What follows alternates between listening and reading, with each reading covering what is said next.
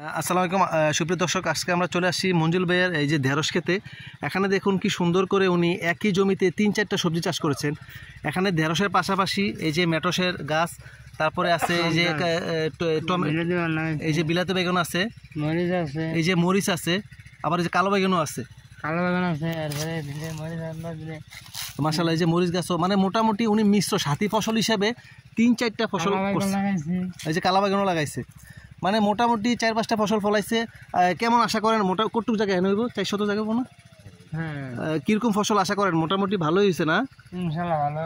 এখন কত করে ঢেঁড়স বাজারে? এখন আমি পাইকারি কালকে বিক্রি করে 40 টাকা করে। 40 টাকা করে না? আচ্ছা আচ্ছা আচ্ছা, মোটামুটি ভালোই হয়েছে, আশা করা যায় ভালো কিছু। আমার দুই কালকে বাজে আমার দুই না, ঢেঁড়স কিন্তু প্রতিদিনই বাড়ে, তাই না? প্রতিদিনই ঢেঁড়স পারা যায়, তাই না? মোটামুটি ভালোই হয়েছে। আসলে যারা কৃষকরা আছেন, এই যে কষ্ট করে সুন্দর করে ঢেঁড়স, অনেক সুন্দর ফুল ফুটছে, অনেক সুন্দর লাগছে। এবং উনি যে সাথী ফসল করে, এই যে তরুণ দেখেন, একদম যুবক বয়সে দেখেন, এই যে মাশাআল্লাহ মরিচ ধরছে দেখেন, অনেক সুন্দর। হ্যাঁ হ্যাঁ, মরিচগুলো একসাথে দেখেন 3-4টা ফসল করছে।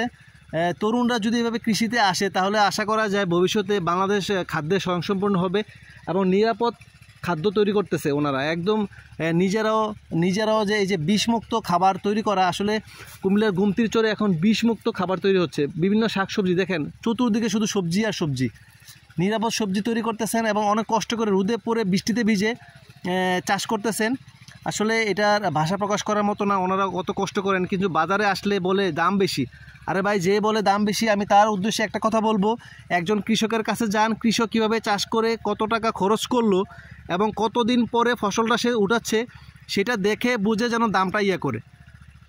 ধন্যবাদ মঞ্জুর ভাই, আপনার জমিতে এসে আমরা ঢেঁড়সের যে মিশ্র চাষ করেছেন এবং সাথী ফসল হিসাবে 4-5টা সবজি চাষ করেছেন। ধন্যবাদ আপনাকে, অসংখ্য ধন্যবাদ আপনাকে। এত সুন্দর করে চাষ করেছেন এবং কৃষক অবশ্যই লাভবান হবেন আশা করছেন।